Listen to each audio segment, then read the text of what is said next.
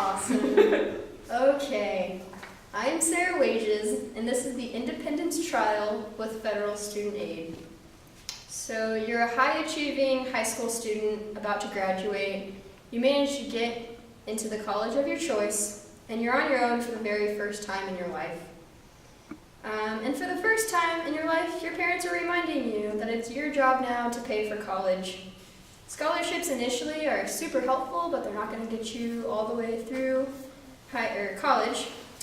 And the counselors at school keep reminding you that the FAFSA, the free application for student aid, is the best way to go for getting financial aid. So you start an application. A few pages in, boom, you have to provide your parents' tax information to determine how much aid you should get from the government. After all is said and done, your financial aid is near none. A college student is a college student. Sure, there are ways to save money here and there, but the cost of tuition is going to be extremely expensive.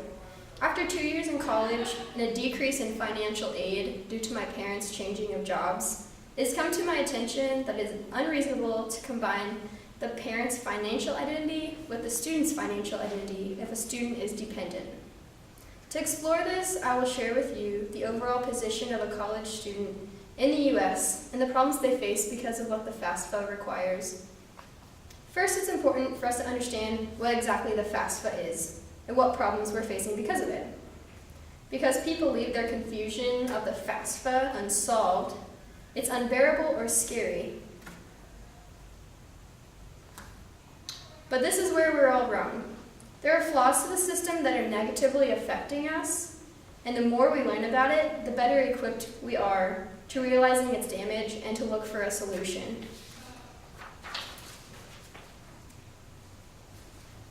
So what is the FAFSA?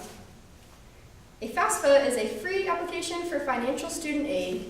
This form is used to determine the amount of money a family is expected to contribute to the price of attending a post-secondary school. The results of the FAFSA are used in determining student grants, work study, and loan amounts. This is a great definition stated by the Minnesota Office of Higher Education.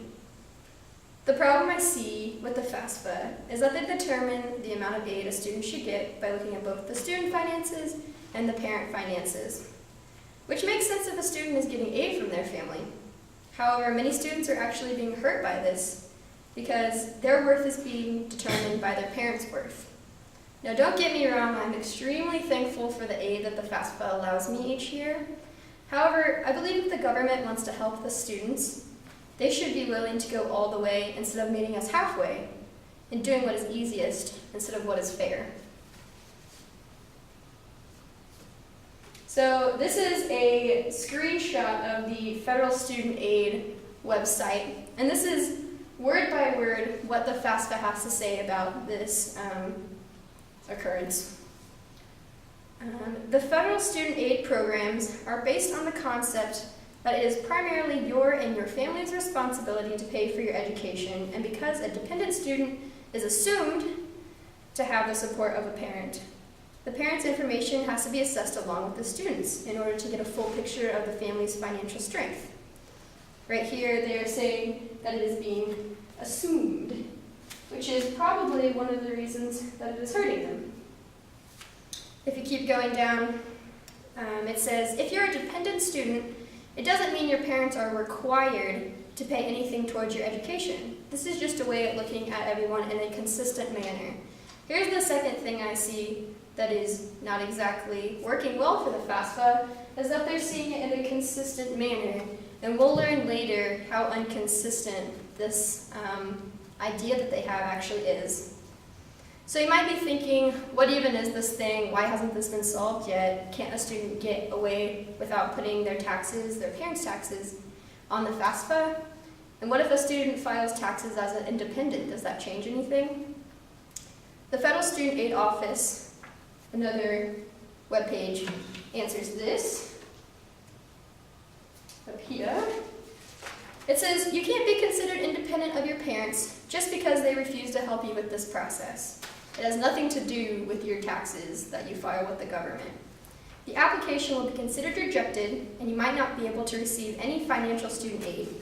The most you would be able to get, depending on what the financial aid offices at your school decides, would be a loan called an unsubsidized loan. The FAFSA will tell you what to do if you are in this situation, learn more about how to fill out the FAFSA when your parents aren't supporting you. It won't provide their information. That's this link right here.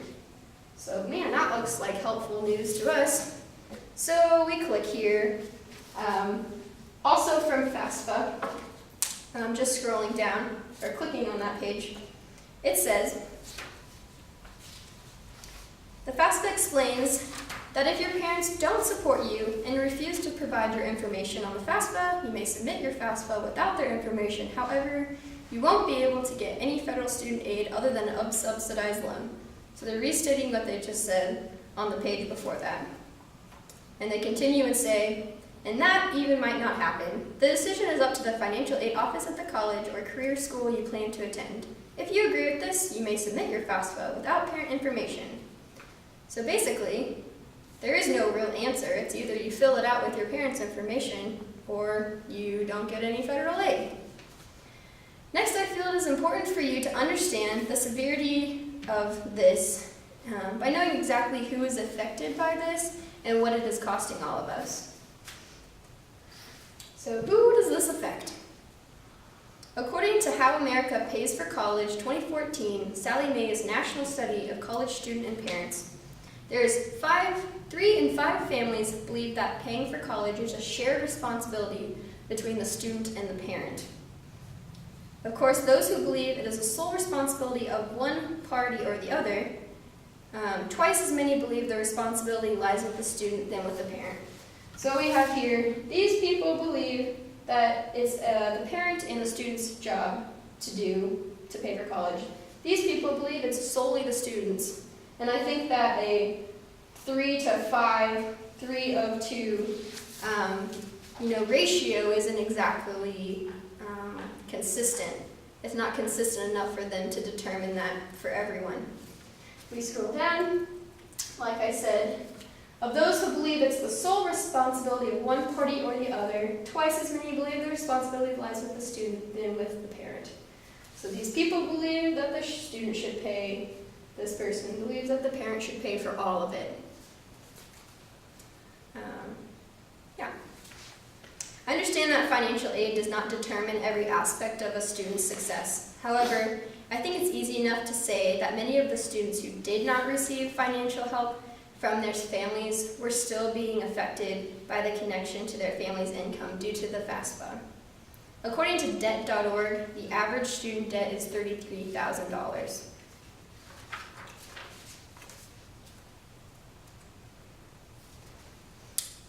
Though understanding the inner workings of the FAFSA, the unequal aid it provides, and the people it affects, we can all have a better understanding of what financial aid actually truthfully looks like for us and for others in our same situation.